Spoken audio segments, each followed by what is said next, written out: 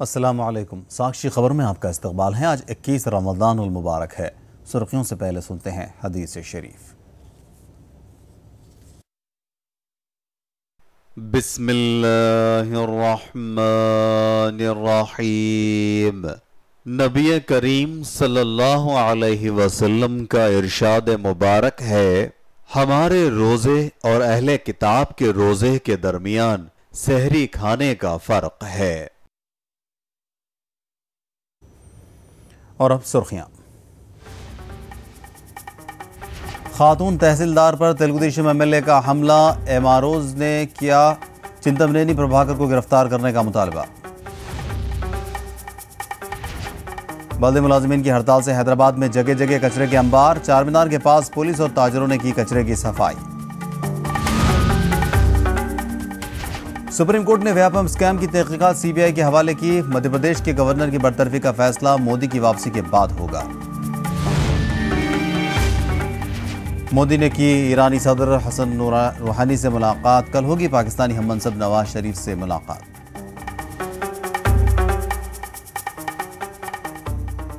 और अब खबरों की तफसील। सबसे पहले नजर डालते हैं सहर और इफ्तार के औकात पर। हैदराबाद और सिकंदराबाद में सहर और इफ्तार के औकात इस तरह हैं। आज का इफ्तार ठीक 7 बजे है, जबकि अगली सहर का इंतहाई वक्त अलसुबह 4:17 तक है। दंदलूर के तेलुगुदेशम एमएलए चिंतमनेनी प्रभाकर पर गैर जमानती केस दर्ज किया गया है। कृष्णा जिले के मसनूर एमआरओ वनजाक्षी पर हमला केस में एमएलए के गनमैन समेत 52 अफराद के खिलाफ मुकदमा दर्ज किए गए हैं। सेक्शन 353, 334 और 379 के तहत केस दर्ज किया गया। गैर मजाज तौर पर रेत की मुंतकली को रोकने पर एमएलए के हामियों की जानिब से एमआरओ पर हमला करने का इल्ज़ाम है। वनजा साक्षी की शिकायत पर पुलिस ने मुकदमा दर्ज कर लिया। दूसरी जानिब एमआरओ पर हमले का रेवेन्यू तंजीमों ने सख्त नोट लिया है। अगर इस मामले में चंद्रबाबू नायडू रद्द-ए-अमल जाहिर नहीं करते हैं तो गोदावरी, पुष्करालू, पोलावरम और पट्टिसीमा प्रोजेक्ट के कामों से बाइकाट करने पर गौर किया जा रहा है। पुलिस की जानिब से गैर जमानती मुकदमा दर्ज करने पर जवाबी वार करते हुए एमएलए के हामियों ने काउंटर केस दर्ज किया है। एमआरओ पर हमले का इल्ज़ाम लगाते हुए 2 ड्वाकरा ख्वातीन एलूर के अस्पताल में शरीक हुई। ख्वातीन की शिकायत पर पुलिस ने मेडिको लीगल केस दर्ज कर लिया है।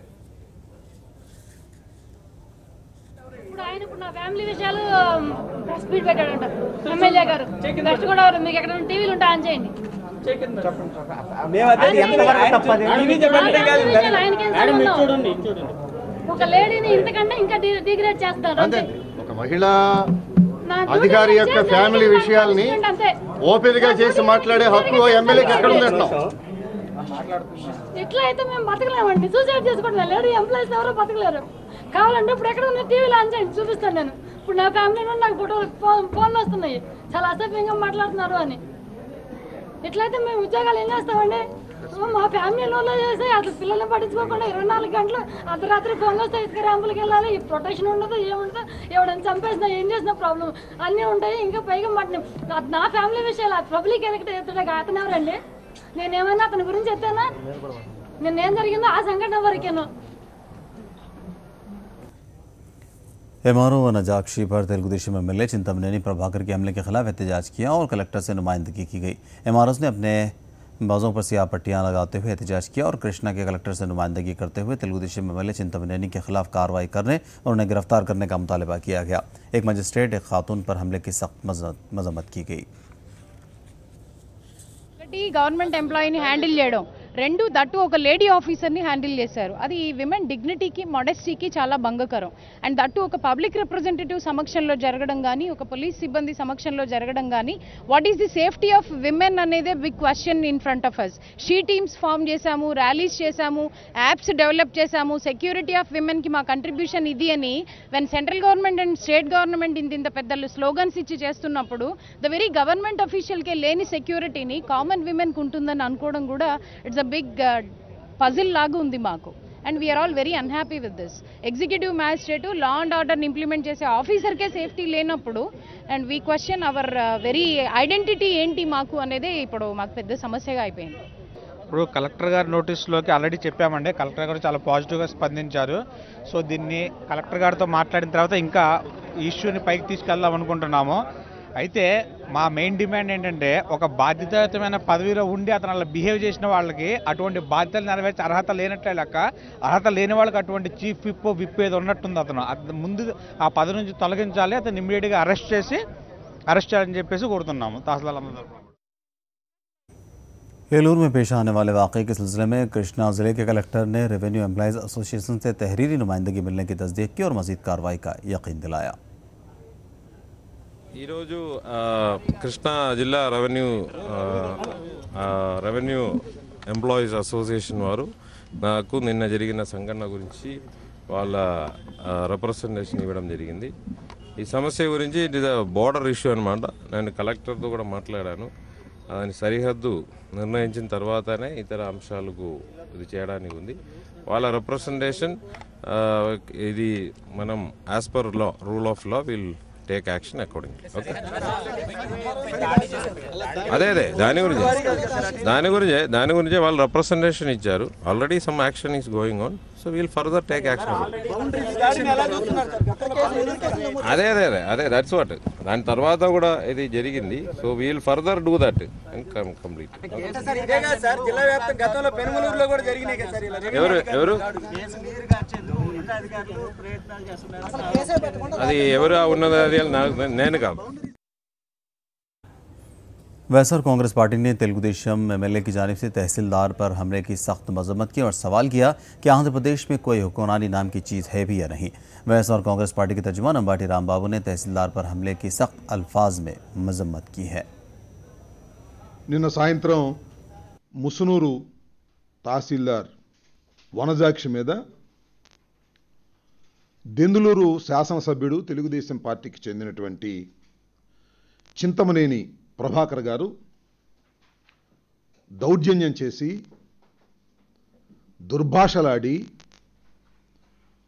ఆమెను చెయ్యి చేసుకొని మహిళని కూడా చూడకోకుండా ఇసుక లారీలను తరలించుకుపోయినటువంటి విధానం చూస్తుంటే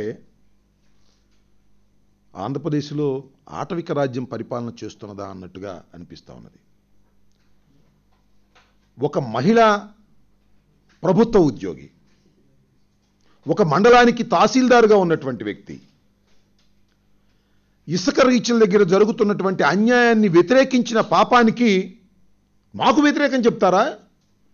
మేము ఇసుక దోపిడీ చేస్తుంటే మాకు అడ్డం వస్తారా అని ఆమెనే కాదు, అక్కడ ఉన్నటువంటి ఆర్ఐ వారి సిబ్బందిని కొట్టి దౌర్జన్యం చేసి తీసుకువెళ్ళిపోతే ఇంతవరకు ఆయన అరెస్ట్ చేసిన పాపాన పోలేదు. वोट के बदले नोट मामले में एसीबी मनसूबाबंद तरीके से पेशरफ्त कर रही है। इस वेंकट वीरయ్య की 2 दिन तक पुलिस तहवील हासिल होने के बाद अब एसीबी ने अगले मरहले की हिकमत अमली पर तवज्जो मरकूज की है। नोटिस जारी किए जाने के बाद पूछताछ से बचकर फरार होने वाले जिम्मी बाबू पर एसीबी ने तवज्जो मरकूज की है। एसीबी का मानना है कि जिम्मी बाबू को हिरासत में लेकर पूछताछ करने से मजीद इंकशाफात का इम्कान है। केस में A4 मुलजिम मुतैया की तर्ज पर जिम्मी बाबू भी एपी में पनाह लेने का एसीबी ने शुबा जाहिर किया। जिम्मी बाबू की तलाश के लिए एसीबी ने खुसूसी तलाश टीम को मैदान में उतारा है। तेलुगुदेशम एमपीज़ के खिलाफ पवन कल्याण ने ट्वीट के जरिए अपनी लड़ाई का सिलसिला जारी रखा है। कल एमपीज़ के कारोबार से मुताल्लिक़ पवन कल्याण ने रिमार्क किया था। अब ताज़ा तौर पर एपी तंजीम जदीद कानून में तरमीम से मुताल्लिक़ सीमांध्रा एमपीज़ की नुमाइंदगी पर सवाल उठाया। 17 मार्च 2015 को एपी तंजीम जदीद तरमीमी बिल लोकसभा में पेश किया गया। उसके बाद की गई मुबाहिस की तफसीलात देखने के लिए पवन कल्याण ने एक वेबसाइट लिंक भी पोस्ट किया है। पवन ने बताया कि एपी तंजीम जदीद तरमीमी बिल पर महज 5 एमपीज़ ने ही बात की। पवन ने सवाल किया कि दीगर एमपीज़ ने मुबाहिस में हिस्सा क्यों नहीं लिया। कुल हिंद कांग्रेस कमेटी के नायब सदर राहुल गांधी 24 जुलाई को आंध्र प्रदेश के जिले अनंतपुर का दौरा करेंगे। राहुल अनंतपुर के पुट्टपर्ती में किसानों से मुलाकात करके उनके मसाइल के बारे में जानकारी हासिल करेंगे। राहुल गांधी के दौरे के सिलसिले में आंध्र प्रदेश कांग्रेस कमेटी के सदर रघुवीरा रेड्डी ने मीडिया से बात की।